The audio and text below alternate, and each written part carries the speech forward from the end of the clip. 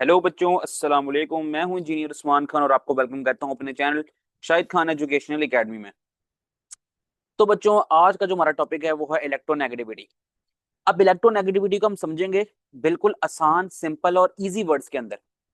आपको शायद आइडिया होगा, अगर आपने मुझे फॉलो किया है शुरू से, तो चैप्टर नंबर मैंने 1 से लेकर चैप्टर नंबर 8 तक काफी मर्तबा इस टर्म से मैं आप लोगों को इंट्रोड्यूस करवा चुका हूँ। तो मेरा ख्याल है इस लफ्ज को देखते हुए ही ना आप खुद ही कह देंगे हाँ ये तो हमें पता है इस बारे में। तो बस उसी को अपना थोड़ा बहुत दोबारा से एक्सप्लेन कर लेंगे। आपको पता है पहले से, बिल्कुल पता होगा क्योंकि आपने पुराने लेक्चर्स लिए हुए मेरे। अगर नहीं लिए हुए तो कोई बात नहीं, आज पता लग जाएगा आपको इसके बारे में। तो अब हम समझते हैं इसको बिल्कुल सिंपल एंड इजी वर्ड्स में। इलेक्ट्रोनेगेटिविटी का मतलब होता है कि जब दो एटम्स आपस में बॉन्ड बनाते हैं तो दोनों इलेक्ट्रॉन शेयर करते हैं, लेकिन हर एटम की पावर जो है ना वो अलग अलग होती है। अब हर एटम की पावर अलग अलग होती है, इस बात का मतलब क्या है कि एक एटम ज्यादा स्ट्रांग है और एक एटम कम स्ट्रांग है।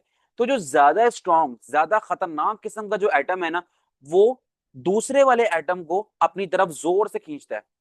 तो हम कहते हैं कि उस एटम की इलेक्ट्रोनेगेटिविटी बहुत ज्यादा है।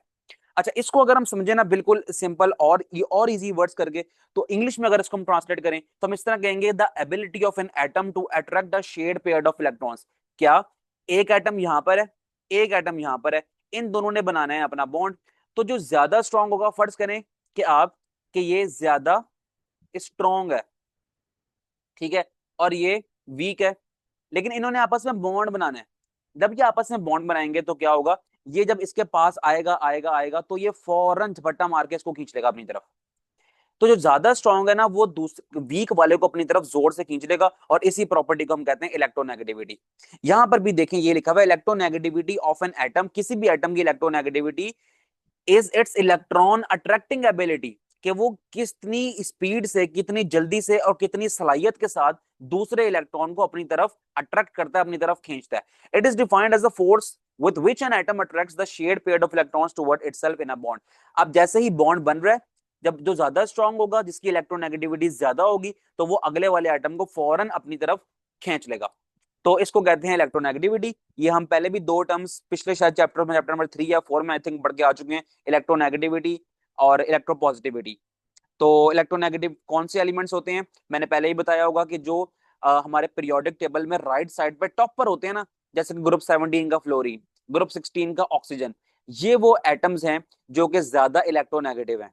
अब हम इसका ट्रेंड पढ़ेंगे कि ये ज्यादा इलेक्ट्रोनेगेटिव क्यों होते हैं, और पीरियड्स में और ग्रुप्स के अंदर ना इनका ट्रेंड क्या है और ये किस तरह बिहेव करते हैं। अच्छा, बिल्कुल सिंपल आप समझ लें कि अगर हम बात करें, अगर आपने एटॉमिक रेडियस वाला मेरा लेक्चर लिया है ना, तो आपको पता है कि अगर हम जाए ना from left to right, from left to right in period, तो हमें पता है अगर हम एटॉमिक रेडियस की बात करें तो हमने कहा था कि जो शुरू में है ना उसका जो साइज है ना वो बड़ा होगा, अगले वाले का साइज छोटा होगा, उससे अगले वाले का साइज छोटा होगा, उससे अगले वाले का साइज छोटा होगा।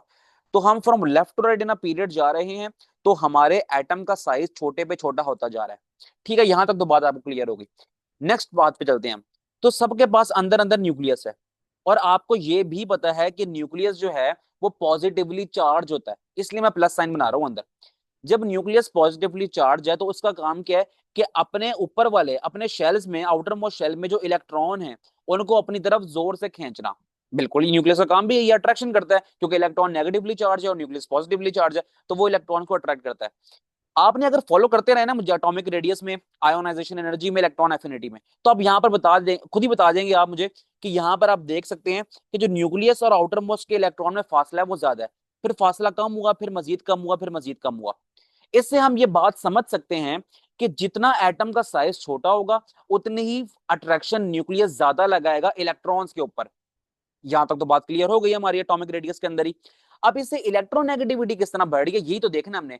अब आप देखें, जितना एटम का साइज छोटा है, जितना एटम का साइज छोटा है, इस वाले की अगर मैं बात करूं तो ये क्या करेगा, जब किसी दूसरे से बॉन्ड बनाएगा ना, तो दूसरे वाले का इनकमिंग इलेक्ट्रॉन इसके पास आ रहा होगा तो ये फौरन से उसको पकड़ लेगा, और जो है ना उसकी अपनी अपनी अट्रैक्शन से उसको, दूसरे इलेक्ट्रॉन को ज्यादा जोर से अपनी तरफ अट्रैक्ट कर लेगा, इनकमिंग इलेक्ट्रॉन को जो कि बाहर से बॉन्ड बनाता हुआ इसके साथ आ रहा है। यानी कि उसने बॉन्ड बनाना है ना, जो इनकमिंग इलेक्ट्रॉन है, फर्ज करें ये फ्लोरीन है तो ये हाइड्रोजन आ रहा है, तो हाइड्रोजन फ्लोरीन के पास जैसे ही अपना इलेक्ट्रॉन लेके आ रहा है तो फ्लोरीन जल्दी से उसको पकड़ लेगा, क्योंकि इसकी फोर्स ऑफ अट्रैक्शन ज्यादा है। अब फोर्स ऑफ अट्रैक्शन ज्यादा क्यों है, क्योंकि फ्लोरीन का साइज है छोटा, फ्लोरीन का साइज छोटा है, तो इससे क्या हुआ, इससे ये हुआ कि जो न्यूक्लियस है ना, जो न्यूक्लियस है वो पॉजिटिवली चार्ज है, इसके अंदर नंबर ऑफ प्रोटॉन्स भी ज्यादा हैं।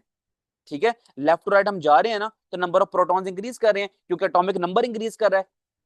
पता है ना, पीरियोडिक टेबल में एटॉमिक नंबर इंक्रीज करता है, ये देखो यहाँ पर, यहाँ इसका एटॉमिक नंबर है 3 4 5 6 7 8, और फ्लोरीन पे देखो 9 नंबर है। एटॉमिक नंबर इंक्रीज कर रहा, तो नंबर ऑफ प्रोटॉन इंक्रीज कर रहे हैं, नंबर ऑफ प्रोटॉन इंक्रीज कर रहे हैं, तो न्यूक्लियस मजीद स्ट्रॉन्ग होता जा रहा है, न्यूक्लियस मजीद स्ट्रॉन्ग हो रहा है, तो एटम का साइज छोटा हो रहा है, एटम का साइज छोटा हो रहा है, तो फिर वो अपने बाहर वाले इलेक्ट्रॉन्स को ज्यादा जोर से अपनी तरफ खींच रहा है, कौन, न्यूक्लियस।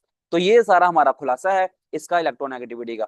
तो हम कहेंगे कि पीरियड में जो जितना ज्यादा राइट साइड पर होगा ना, जैसे कि फ्लोरीन, उसकी इलेक्ट्रोनेगेटिविटी उतनी ही ज्यादा होगी। अगर हम जाएं from top to bottom in a group, ऊपर से नीचे आएंगे, तो हम बता सकते हैं, जिस तरह आप देख लो, हाइड्रोजन है, लिथियम है, सोडियम है, तो ऊपर से नीचे आ रहे हैं, तो हम हमारे एटम का साइज ना छोटा था, फिर बड़ा हुआ, फिर और बड़ा हुआ, फिर और बड़ा हुआ, एटम का साइज बड़ा है, तो न्यूक्लियस जो है ना, वो अपने आउटर शेल से ना बहुत दूर हो गया। जितना दूर हो गया, तो फिर अगर कोई इनकमिंग इलेक्ट्रॉन आएगा बॉन्ड बनाने के लिए, तो उसको ये इतनी जोर से नहीं खींच पाएगा। तो हम फिर ये कह सकते हैं कि ऊपर वाला जो होता है ना, उसकी इलेक्ट्रोनेगेटिविटी ज्यादा है, नीचे वाले की कम है, फिर कम है, फिर कम है। तो पीरियड में भी समझ लिया आपने, ग्रुप में भी समझ लिया। यहाँ पर अब हम देख सकते हैं, ये है हमारा सेकंड पीरियड, जिसमें आता है lithium, beryllium, boron, carbon, nitrogen, oxygen, fluorine.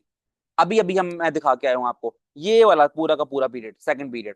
तो यहाँ पर आप देख सकते हैं लिथियम की इलेक्ट्रोनेगेटिविटी कम है, क्योंकि ये ज्यादा जोर से नहीं अट्रैक्ट कर सकता इलेक्ट्रॉन्स को, और ये इसकी ज्यादा है, फिर ज्यादा, फिर ज्यादा, फिर ज्यादा, फिर ज्यादा, फिर ज्यादा।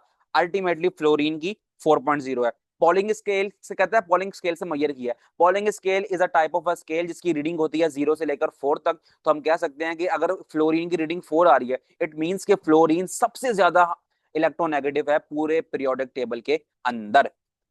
अगर हम जा रहे हैं down the group from top to bottom, ठीक है, अगर हम top to bottom in group जा रहे हैं, तो फ्लोरीन की ज्यादा, क्लोरीन की कम, फिर उससे कम, फिर उससे कम। यही तो बता के आया हूं मैं आपको, साइज इंक्रीज हो रहा है और इलेक्ट्रोनेगेटिविटी कम से कम होती जा रही है। कम से कम क्यों हो रही है, क्योंकि न्यूक्लियस और आउटर इलेक्ट्रॉन जो है वो अब बहुत फासले में आ गए हैं। तो फिर जो कोई और इलेक्ट्रॉन आएगा बॉन्ड बनाने के लिए इसके साथ, तो उसको इतनी जोर से अट्रैक्ट नहीं कर पाएगा एज कंपेयर टू ये छोटा वाला। ठीक है, छोटा वाला जल्दी कर लेगा क्योंकि इसका न्यूक्लियस आउटर शेल से बहुत पास है।